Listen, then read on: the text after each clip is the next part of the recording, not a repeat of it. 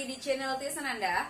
Kali ini kita akan membahas materi kelas 10, yaitu gerak harmonik sederhana. Bagi yang belum subscribe channel Tiusan Anda, silakan di subscribe dulu dan aktifkan tombol lonceng agar mengetahui postingan-postingan Tiusan Anda berikutnya. Oke, kita mulai dari pengertian gerak harmonik sederhana. Gerak harmonik sederhana di sini Ibu singkat saja dengan GHS. Apa itu GHS atau gerak harmonik sederhana?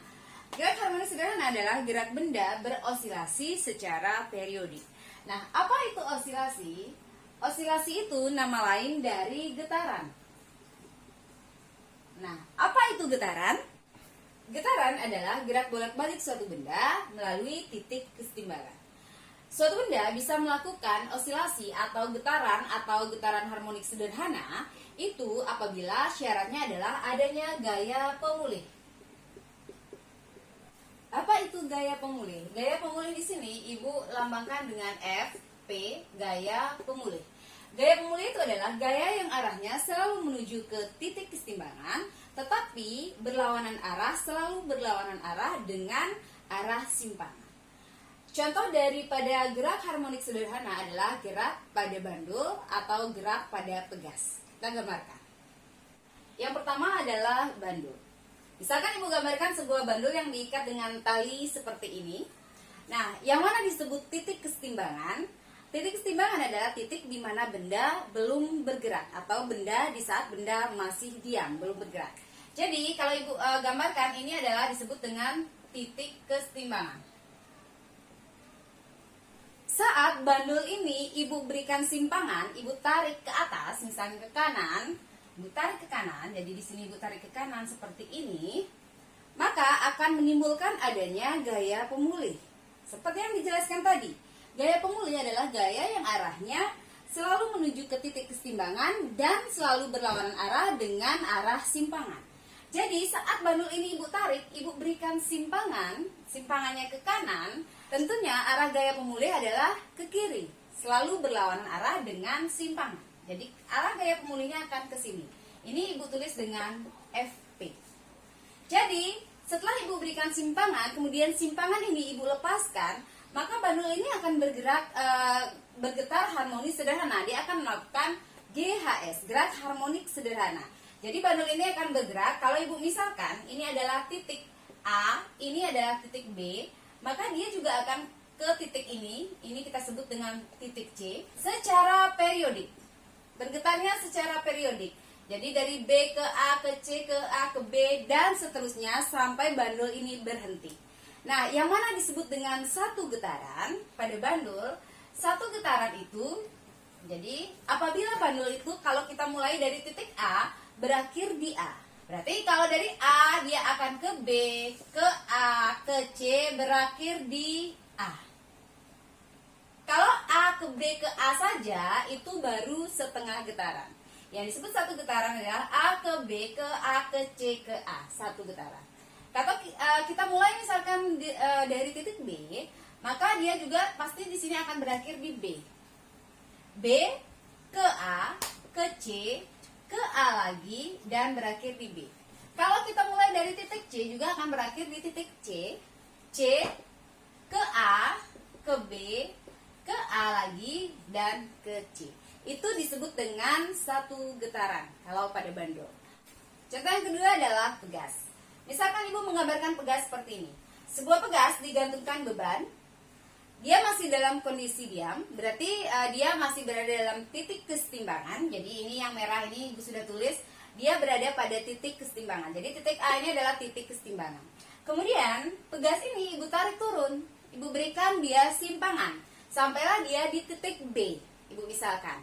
Jadi berarti karena Ibu memberikan dia simpangan, maka di sini akan ada Y. Y itu adalah simpangan. Jadi simpangan itu dilambangkan boleh dengan Y kalau dia sumbu vertikal, boleh dengan X kalau dia sumbu horizontal. Oke, Ibu berikan dia simpangan ke arah titik B. Otomatis saat Ibu lepaskan, maka pegas ini akan melakukan gerak harmonik sederhana. Gerak bolak-balik suatu benda terhadap titik kesetimbangan. Benar nggak ya? Jadi saat di B ini Ibu lepaskan, maka dia akan pasti naik turun, naik sampai di titik C, turun lagi sampai di titik B, naik lagi, turun lagi sampai dia berhenti. Jadi dia akan bergerak bolak-balik di sekitar titik kesetimbangan ini. Itulah makanya dia dikatakan melakukan gerak harmonik sederhana. Nah, ini juga bisa kita sebut dengan simpangan, berarti ini adalah sampai di titik C itu juga adalah simpangan. Kemana sekarang arah gaya pemulih? Seperti yang aku bilang, gaya pemulih adalah gaya yang arahnya selalu menuju ke titik kesetimbangan dan berlawanan arah dengan arah simpangan. Saat ibu memberikan dia simpangan turun, maka arah gaya pemulihnya jelas adalah naik. Sehingga di sini dia akan naik menuju ke titik kesetimbangan, sehingga ini ibu tulis dengan FP, arahnya akan naik. Yang mana disebut satu getaran. Jadi pada pegas yang disebut dengan satu getaran hampir sama dengan bandul. Kalau kita mulai dari titik A, maka dia akan ke B, A, B, A, C dulu, A lagi. Jadi kalau dimulai dari A, B, ibu anggap di sini A-nya. Oke, biar lebih gampang kalian melihat, ibu tulis di sini A-nya, di sini C-nya. Oke, biar lebih gampang melihat ya.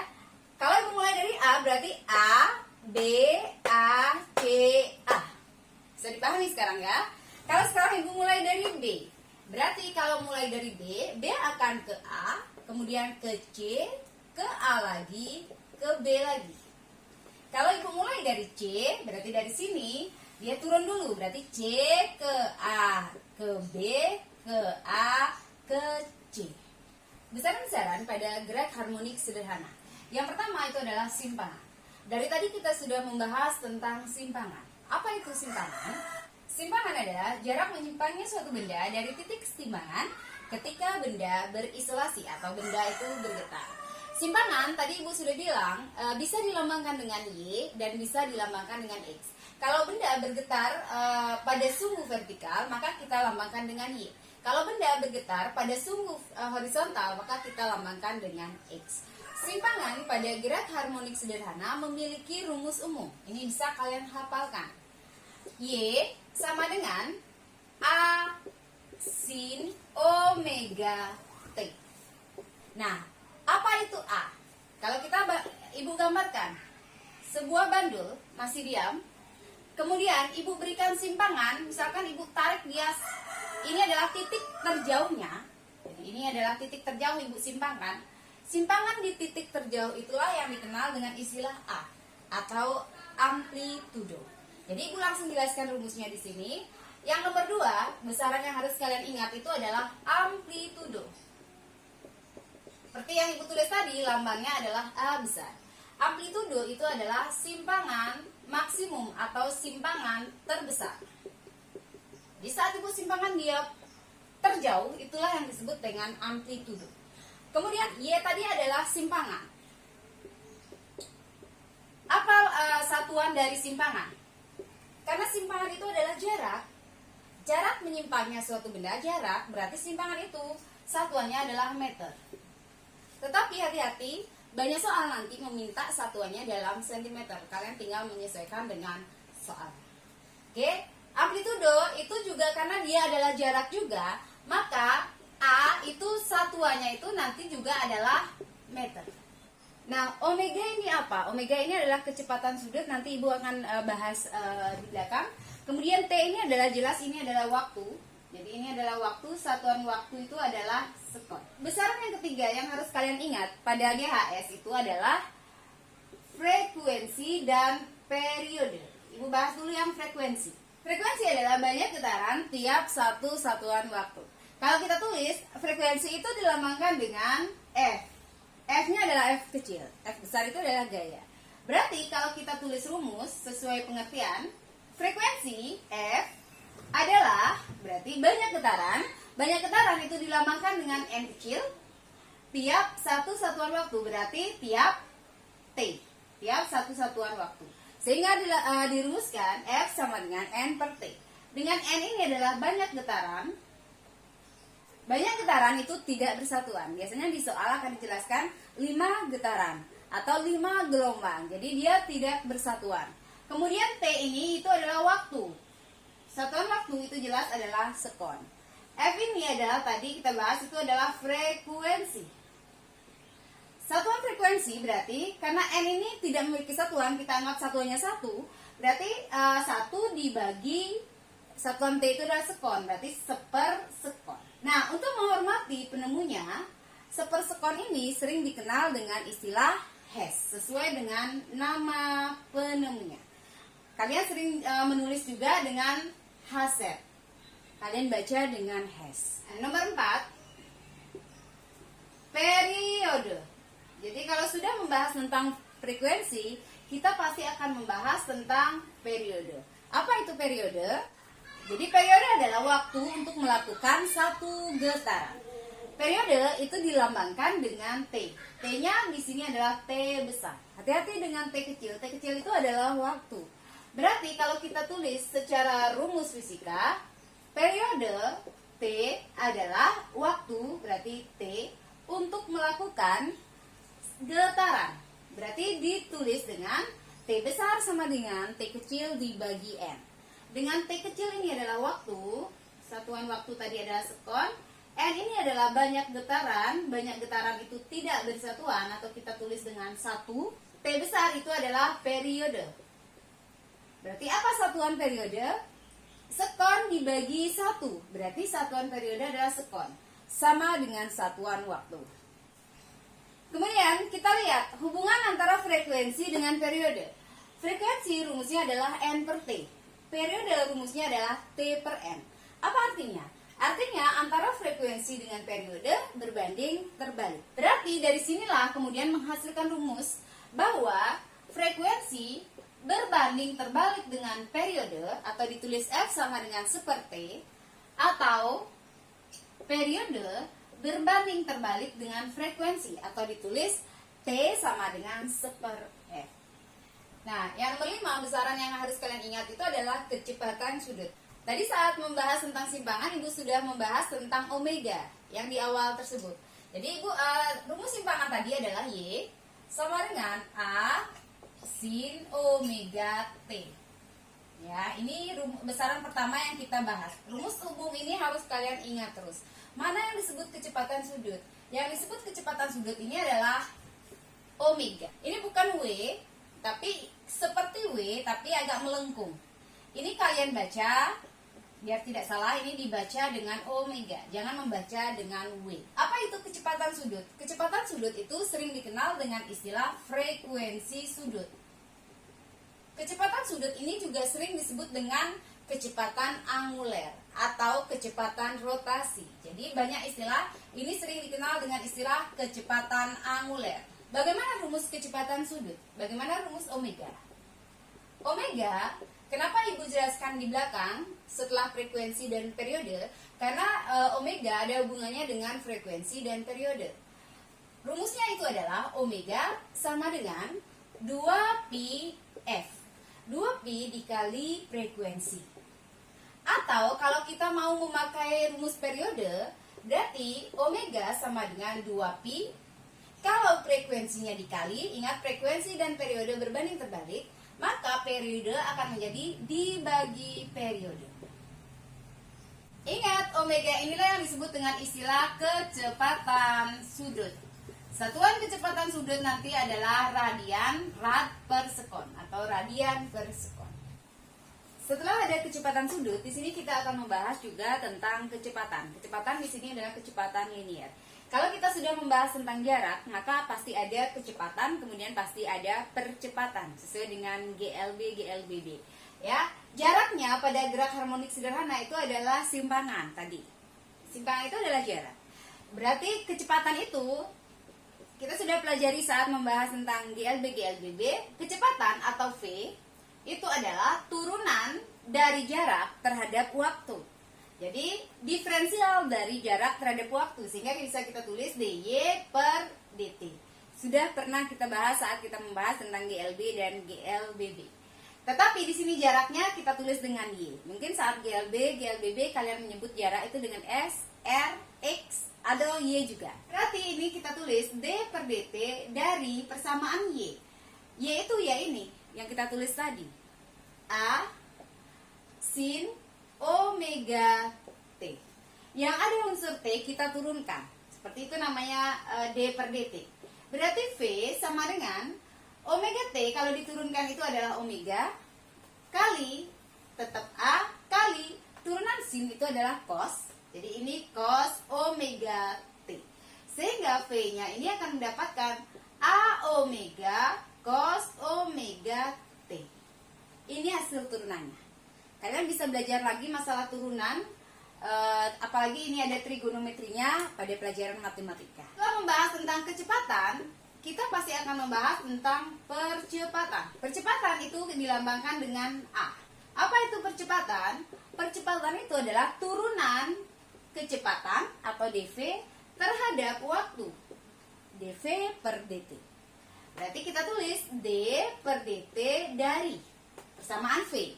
Persamaan v-nya tadi adalah A omega cos omega T. Sehingga A akan menjadi A kali omega tetap ditulis. Cos omega T, di sini juga ada omega T. Omega T diturunkan itu adalah omega. Cos diturunkan adalah min sin. Sehingga minnya ibu tulis di sini. Min sin omega T. Min omega dikali omega itu adalah omega kuadrat. Dikali A-nya ibu taruh di belakang, kan boleh saja. Sin omega T. A sin omega T itu apa? A sin omega T itu adalah Y. Sehingga rumus A bisa kita tulis min omega kuadrat dikali Y. Besaran ke-8 adalah frekuensi dan periode pada bandul. Oke, ibu gambarkan sebuah bandul dengan panjang L. Kemudian ibu simpangkan sebesar Y. Ya, ibu simpangkan sebesar Y, jadi sampai di sini. Kemudian dengan sudut theta.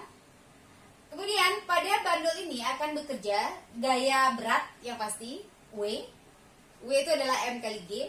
Jadi kalau di sini itu adalah W, kemudian kita tarik garis di sini, ibu perpanjang, maka tetanya ada di sini. Maka yang di sini ini adalah gaya W cos theta. Gaya yang ke sini itu adalah gaya pemulih yang kita sebut tadi dengan FP. Gaya pemulih biasanya ditulis dengan min. Kenapa min? Karena artinya gaya pemulih adalah gaya yang selalu berlawanan arah dengan arah simpangan. Ibu memberikan dia simpangan ke kanan, maka gaya pemulihnya adalah ke kiri, sehingga dia menjadi min. Kalau di sini W cos theta, maka di sini akan ada W sin theta. Sudah, kita akan menurunkan rumus frekuensi dan periode pada bandul. Ya, kita turunkan dari hukum 2 Newton. F sama dengan M dikali A. F-nya di sini, gayanya di sini jelas adalah gaya pemulih. Ya, kita tulis dengan tadi dengan FP, min FP karena dia berlawanan arah. Sama dengan M dikali A. A-nya bagaimana rumusnya? A-nya sudah kalian turunkan tadi di besaran poin nomor 7 yang baru kalian catat. Rumus A-nya tadi adalah min omega kuadrat dikali Y. Min FP rumusnya adalah W sin theta sama dengan M dikali, ini min ya, min omega kuadrat dikali Y. Sin tetanya sekarang berapa? Kita lihat sekarang gambarnya. Theta ini yang dimaksud. Ya, theta ini yang dimaksud. Berapakah nilai sin theta? Karena theta ini dianggap sangat kecil, sudut theta ini dianggap sangat kecil. Jadi tetanya ini dianggap sangat kecil, sehingga karena sangat kecil, maka nilai sin theta sama dengan nilai tangen theta. Berapakah tangen theta? Oke, kita gambarkan ulang kalau kalian bingung lihat gambar ibu yang sudah isi gaya-gaya ya. Jadi ini ibu gambar ulang. Bandul dengan panjang L tadi, ibu simpangkan dengan sudut theta. Jadi simpangannya itu kita tulis dengan Y. Kemudian kita mau mencari berapa nilai tangen theta. Tangen theta adalah sisi depan dibagi sisi samping. Berarti sisi depan sudutnya ini adalah Y, sisi samping sudutnya itu adalah L.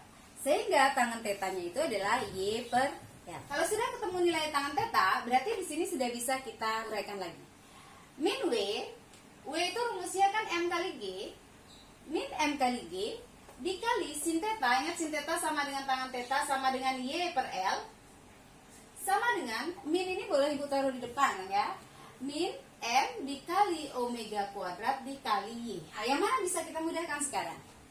Ada min di kiri dan di kanan sama dengan, kita hilangkan. Ada M di kiri dan kanan sama dengan, kita hilangkan. Ada Y di kiri dan kanan sama dengan, kita hilangkan. Sehingga rumus ini akan menjadi G per L sama dengan, jadi di sini akan tersisa G per L omega kuadrat. Atau kalau ibu mau tulis omega sama dengan akar G per L. Karena kita mau mencari rumus frekuensi dan periode, kita turunkan sekarang. Omega itu adalah 2pi kali frekuensi sama dengan akar G per L.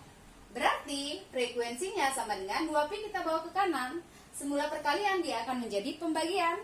Berarti di sini akan menjadi seper 2pi akar G per L. Inilah rumus frekuensi pada bandul. Nah, sekarang bagaimana rumus periodenya? Ingat, periode berbanding terbalik dengan frekuensi. Berarti periode sama dengan, kalau frekuensinya seper 2pi, periodenya berarti menjadi 2pi. Akar. Kalau di sini akar G per L, berarti di sini akan menjadi akar L per G. Dengan L itu adalah panjang tali, satuannya meter, G itu adalah percepatan gravitasi bumi, nilainya itu 9,8 atau ibu bulatin 10 meter per sekon kuadrat. Besaran nomor 9 itu frekuensi dan periode pada pegas. Oke. Sebuah pegas, ibu gambarkan seperti ini, sebuah pegas digantungkan dengan beban. Jadi pegas ini memiliki berat M dikali G. Kemudian pegas ini ibu simpangkan, ibu tarik turun. Jadi simpangannya itu adalah Y, sehingga akan menimbulkan gaya pemulih sebesar min Fp yang arahnya ke atas, ya, berlawanan dengan arah simpangan. Oke, sekarang kita mau menurunkan juga rumus frekuensi dan periode pada pegas. Kita tetap turunkan dari rumus hukum 2 Newton. Jadi kalau ibu tulis di sini hukum 2 Newton, F sama dengan M dikali A. Berarti F-nya ini adalah min Fp, jadi besarnya gaya pemulih sama dengan M dikali A. Berapa besarnya gaya pemulih? Ingat, pada pegas, rumus F itu adalah rumus konstantanya. Jadi suatu pegas akan memiliki konstanta pegas yang dilambangkan dengan K. Apa itu konstanta pegas? Mungkin nanti di kelas 11 saat kita membahas tentang elastisitas, kita akan lebih jauh lagi membahas tentang K ini. Ya, apa itu K? Jadi kita singgung sedikit dulu. Konstanta pegas itu adalah gaya yang diperlukan untuk membuat pegas bertambah panjang. Sehingga kalau ibu tulis, berarti K adalah gaya yang diperlukan untuk membuat pegas bertambah panjang. Bertambah panjangnya itu karena di sini ibu lambangkan dengan Y, berarti I. Nanti ada yang nulis dengan istilah delta X, ada yang nulis dengan Y. Sehingga F sama dengan K dikali Y. Sehingga kalau sudah tahu, kita kembali ke sini. Gaya pemulihnya di sini adalah min dari K dikali Y ini. Jadi di sini adalah min K dikali Y sama dengan M dikali A. Kembali rumus yang tadi. A tadi rumusnya adalah min omega kuadrat dikali Y. Di sini ada min, di kanan ada min, di kiri ada min, ini bisa kita mudahkan. Di kanan ada Y, di kiri ada Y, ini bisa kita mudahkan. Sehingga akan menjadi K sama dengan M dikali omega kuadrat. Omega kuadrat sama dengan K per M. Atau omega sama dengan akar K per M. Seperti tadi, omega itu adalah 2pi dikali frekuensi. Berarti sama dengan akar K per M. F sama dengan, jadi 2pi kita bawa ke kanan lagi menjadi seper 2pi dikali akar K per M. Atau kali T itu adalah 2pi akar K per M menjadi M per K. Dengan M itu adalah massa beban, satuannya kilogram, K itu adalah konstanta pegas, satuannya Newton per meter. Jadi untuk memudahkan kalian mengingat, ibu rangkum seperti ini. Jadi frekuensi bandul rumusnya seper 2pi akar G per L, periode 2pi akar L per G. Kalau pegas frekuensinya seper 2pi akar K per M, periodenya 2pi akar M per K. Contoh soal nomor 1, suatu benda bergetar hingga membentuk suatu gerak harmonik dengan persamaan Y sama dengan 0,5 sin 3 pi T. Dengan Y adalah simpangan dalam meter dan T dalam sekon. Tentukan. Oke, kita tulis dulu diketahui. Di sini diketahui persamaan Y itu 0,5 sin 3 pi T. Ditanya A, amplitudo, berarti A. Yang nomor B-nya frekuensi, nomor C-nya periode, nomor D-nya simpangan saat T-nya sama dengan 1/18 sekon. Berarti Y saat T sama dengan 1/18 sekon. Untuk menjawab soal seperti ini, kalian harus mengingat persamaan umum dari gerak harmonik sederhana. Setiap melihat persamaan seperti ini, kalian wajib tahu yang mana nilai A, yang mana nilai omega. Persamaan umum dari gerak harmonik sederhana adalah Y sama dengan A sin omega dikali T. Setelah melihat samaan ini, kalian pasti ibu yakin bakalan tahu nilai A-nya berapa. Jadi ibu langsung jawab di soal nomor A ini. Berapa kan nilai amplitudo? A sin omega T 0,5 sin 3 pi T. Berarti A-nya yang mana? A-nya jelas adalah 0,5. Jadi 0,5 satuan meter. Jadi kalau kita tulis ulang berarti A-nya ini adalah 0,5. Kemudian omeganya berapa? Sin omega T, sin 3 pi T. Di sini ada T, di sini ada T. Berarti angka yang di depan ini adalah omega. Berarti berapa nilai omega dari persamaan yang ibu tulis? Omeganya jelas adalah 3 pi. Jadi kalian intinya mengingat persamaan umumnya, kalian bakal tahu yang mana itu A-nya, yang mana itu omeganya. Yang nomor B, frekuensi. Bagaimana rumus frekuensi? Kita sudah membahas rumus omega. Rumusnya adalah 2 pi kali frekuensi. Tidak di sini frekuensi itu adalah omega per 2 pi. Berarti F sama dengan omeganya berapa? Tadi kita sudah lihat di soal. Omeganya itu adalah 3 pi per 2 pi. Ini bisa dimudahkan, pi dibagi pi. 3 dibagi 2 adalah 1,5 S. Nomor C, periode. Periode sudah gampang banget ya, seper frekuensi. Ibu langsung saja menggunakan rumus T sama dengan seper frekuensi. Kenapa? Karena frekuensinya sudah kita cari. Berarti langsung aja di sini seper 1,5. Sehingga T sama dengan 0,67 sekon. Kalau kalian mau memakai cara lain, kalau mau latihan boleh juga. Kalian boleh menggunakan rumus yang lagi satu yang berhubungan dengan omega. Jadi ibu tulis saja di sini ya, atau ini sebagai latihan saja. Tapi kalau saat ulangan kalian cukup seperti ini ya, biar cepat. Kalian boleh menggunakan rumus omega sama dengan 2 pi per T. Berarti dari sini T sama dengan 2 pi per omega. Berarti akan menjadi T sama dengan 2 pi per omeganya adalah 3 pi. Ini bisa dimudahkan. Jadi akan kembalikan dengan frekuensi jatuhnya. Kalian bisa lihat 2/3 ya 0,67 sekon. Nomor D-nya ibu tulis di sini. D. Y saat T sama dengan 1/18 sekon. Ini maksudnya Y saat T-nya ini kita ganti dengan 1/18 sekon. Dulu persamaannya Y sama dengan 0,5 sin 3 pi kali T. 0,5 kali sin 3 pi dikali T-nya itu 1/18 sama dengan 0,5 sin. Ini bisa kita mudahkan, berarti ini 1, ini 6, berarti ini akan menjadi 1/6 pi sama dengan 0,5 sin 1/6 dikali pi-nya itu adalah 180 derajat. Kalau berupa sin cos tangen, maka nilai pi-nya itu adalah 180. Kalau tidak berupa sin cos tangen, maka nilai pi-nya itu adalah 22/7 atau 3,14. Ini sama dengan 0,5 sin, ini berarti 30 ya, 30 derajat.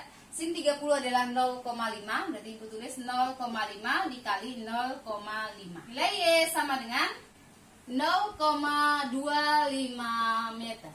Soal nomor 2, suatu begas mempunyai konstanta 400 Newton per meter. Ujung atas begas dikaitkan dengan penyangga dan ujung bawahnya digantungi beban sebesar 4 kg. Jika begas tergetarkan harmonik sederhana, tentukan frekuensi dan periode. Kita tulis ya, diketahui konstanta 400 Newton per meter. Kemudian massa beban 4 kg. Jadi kalau ibu gambarkan, pegas ini di bagian atasnya dikaitkan dengan penyangga, kemudian bagian bawahnya ini diisi beban sebesar 4 kg. Nomor A, frekuensi. Nomor B, periode. Mengingat rumus frekuensi pada pegas, frekuensi sama dengan 1/2pi akar M per K. Berarti F sama dengan 1/2pi akar 4/400. Bisa dimudahkan, berarti F sama dengan 1/2pi kali akar 1/100. Berarti F sama dengan 1/2pi dikali akar 1/100 itu adalah 1/10. Berarti F sama dengan 1/20pi. 1/20 dikali pi-nya di sini adalah 3,14. Jangan memakai 180 lagi seperti tadi, karena ini bukan sinkos tangan. Jadi nilai frekuensi sama dengan 1/62,8, berarti frekuensinya adalah 0,016 Hz. Periode, berarti ibu jawab di sini. Karena frekuensi sudah ketemu, kita langsung saja pakai periode sama dengan 1/frekuensi. Berarti 1/0,016. Berarti periodenya sama dengan 62,8 sekon. Demikianlah materi kita hari ini. Semoga bermanfaat. Dan kalau dirasa bermanfaat, silakan di like dan di share. Dan jangan lupa bagi yang belum subscribe channel Tes Ananda, di subscribe dulu dan aktifkan tombol lonceng agar mengetahui postingan-postingan Tes Ananda berikutnya. Dadah!